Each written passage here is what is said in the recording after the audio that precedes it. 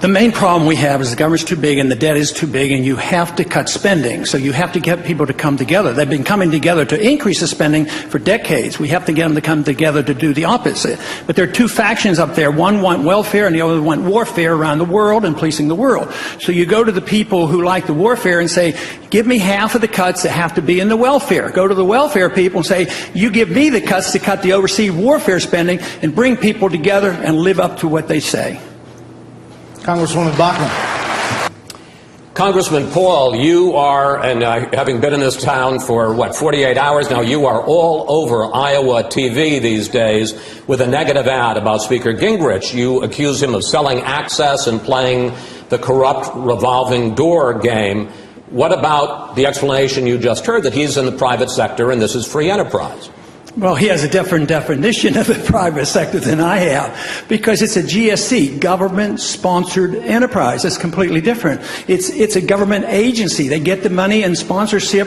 They get mixed up. It's the worst kind of economy. You know, pure private enterprise, more closely probably what Governor Romney is involved with. But if it's government-sponsored, it's a mixture of business and government. It's very, very dangerous. Some people say if it goes to extreme, it becomes fascism, because big business and big government get together. So yes, they get money. And I was talking about that for a long time. The line of credit, the excessive credit from the Federal Reserve, the Community Reinvestment Act. For 10 years or so, the Austrian economists knew there was a bubble, and at this time, nobody was listening or doing anything in the Congress.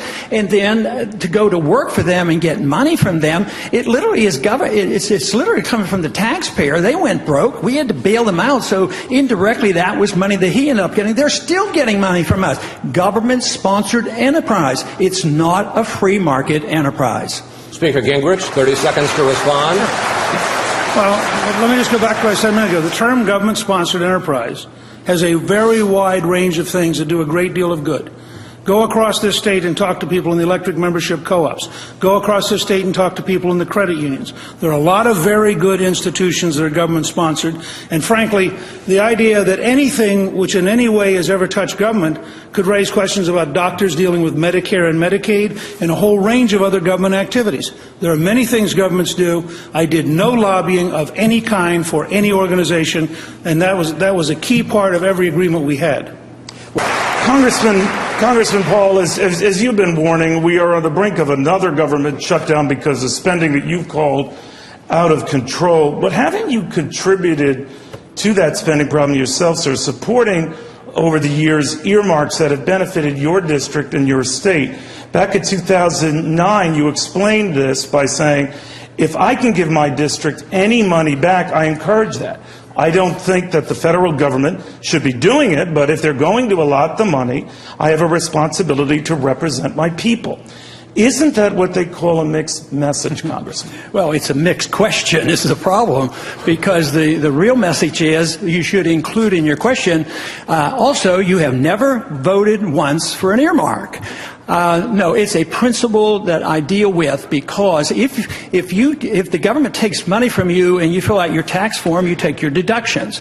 I look at that the same way in our communities. They take our money, they take our highway funds, and we have every right to apply for them to come back. Matter of fact, it's a bigger principle for me than that. I think this whole thing is out of control on the earmarks, because I think the Congress has an obligation to earmark every penny, not to deliver that power to the executive branch. What happens when you don't vote for the earmarks, it goes into the slush fund, the executive branch spends the money, then you have to grovel to the executive branch and beg and plead and say, oh, please return my highway funds to me. So it's this whole principle of budgeting that is messed up, but I never voted for an earmark, but I do argue the case for the people I represent to try to get their money back if at all possible. But isn't that the same thing of having your cake and eating it too? You can complain about earmarks, but then if there are provisions there that help your district or your state, that's different. If 434 other members felt the same way, how would we ever fix the problem? Yeah, but you're missing the point. I don't complain about earmarks because it's the principle of the Congress meeting their obligation. But if everybody did what I did, there would be no earmarks. The budget would be balanced, and we'd be cutting about 80% of the spending. So that would be the solution. But you also want to protect the process. You want to emphasize the responsibility of the Congress in not delivering more power to the president. I would be a different kind of president. I wouldn't be looking for more power. Everybody wants to be a powerful executive and run things. I, as a president, wouldn't want to run the world. I don't want to police individual activities and their lifestyle, and I don't want to run the economy. So that's like an entirely different philosophy, but it's very, very much in our tradition and in the tradition of our Constitution. Congressman Paul, let me ask you, do you believe in what the two candidates have said, that it would potentially be okay to abolish courts like the Ninth Circuit Court of Appeals entirely, or judges impeach them, if Congress and the President don't decide they don't like their rulings? Well, the Congress can get rid of these courts if a judge misbehaves and is unethical and gets into trouble. The proper procedure is impeachment. But to subpoena judges before the Congress, I'd really question that. And if you get too careless about abolishing courts, that could open up a can of worms, because there could be retaliation. So it should be a more serious. Yes, we're getting very frustrated with this, but the whole thing is, if you just say, well, we're going to, okay, there are 10 courts, let's get rid of 3 this year because they ruled a way we didn't like. That to me is, I think, opening up a can of worms for us and would lead to trouble. But I really, really question this idea that the Congress could subpoena judges and bring them before us. That's a real affront to the separation of powers. Governor Romney, many people believe that the way to rein in so-called activist judges, and I just want to go quickly down the line with just a name, favorite Supreme Court justice? The Supreme Court. Congressman Paul? From my viewpoint, they're all good and they're all bad, because our country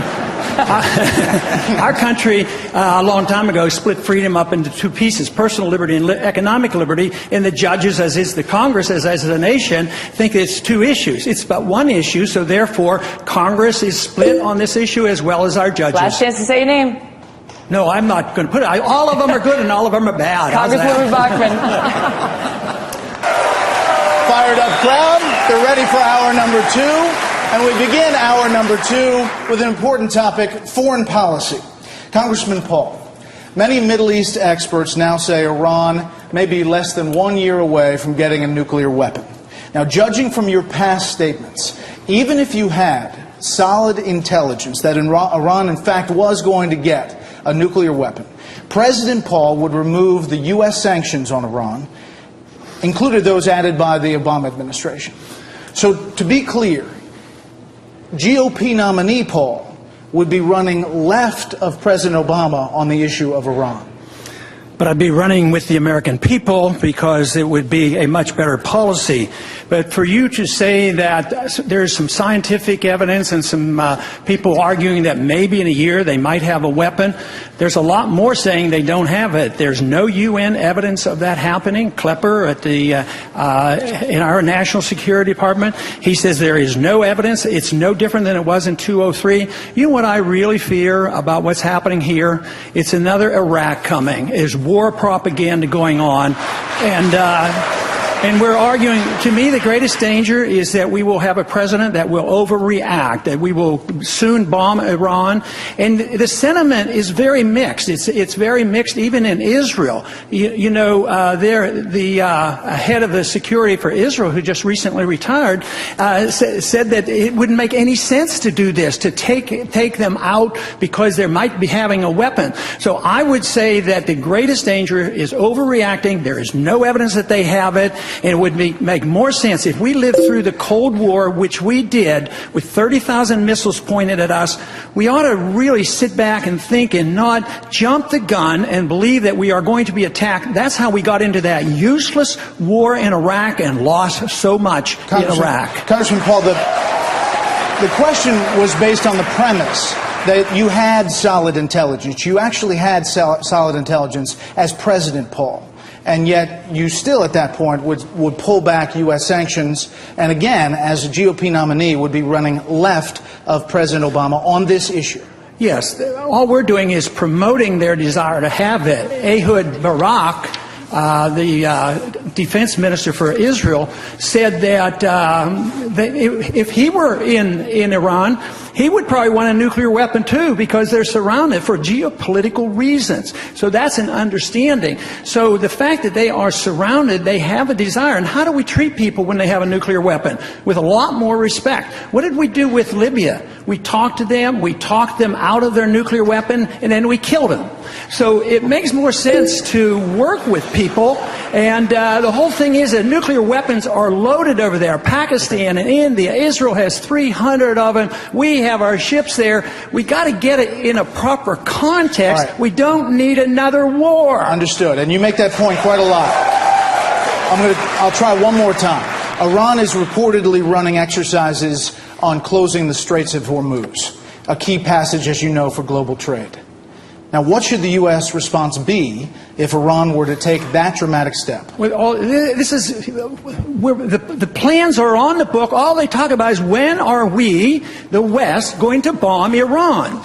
So why wouldn't they talk about, they don't have a weapon, they don't have a nuclear weapon, why wouldn't they try to send out some information there and say, you know, if you come and bomb us, we might close the Straits of Hormuz down. So already the president, I think, is wisely backing off on the sanctions, because it's going to be an economic calamity if you take all the oil out of Europe. So I think that makes sense. He knows these sanctions are overreaching. Sanctions are an act of war when you prevent goods and services from going into a country. We need to approach this a little differently. We have 12,000 diplomats in our services. We ought to use a little bit of diplomacy once in a while. Okay. Just a reminder again, that little friendly beep is when you wrap up. And we all know what's going to happen. We know that Iran is going to be the hegemon and try to come into Iraq and have the dominant influence. And then Iraq will essentially have dominance from the Persian Gulf all the way to the Mediterranean through its ally Syria. And with all due respect to Ron Paul, I think I have never heard a more dangerous answer for American security than the one that we just heard from Ron Paul. And I'll tell you the reason why. And the reason why I would say that is because we know without a shadow of a doubt that Iran will take a nuclear weapon. They will use it to wipe our ally Israel off the face of the map, and they've stated they will use it against the United States of America. Look no further than the Iranian Constitution, which states unequivocally that their mission is to extend jihad across the world and eventually to set up a worldwide caliphate. We would be fools and knaves to ignore their purpose and their plan. Congressman Paul.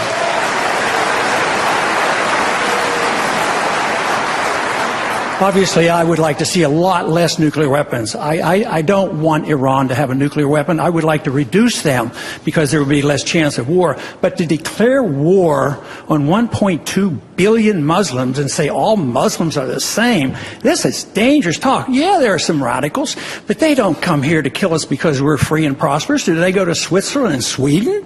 I mean, that's absurd. If you think that is the reason, we have no chance of winning this. They come here and they explicitly explain it to it.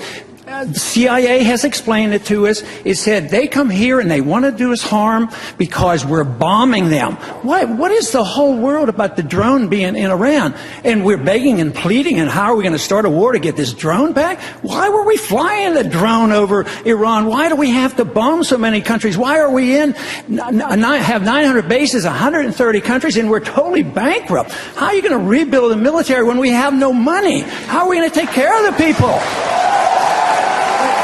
So I think this wild goal to have another war in the name of defense is the dangerous thing. The danger is really us overreacting, and we need a strong national defense, and we need to only go to war with a declaration of war and just carelessly flouting it and starting these wars so often.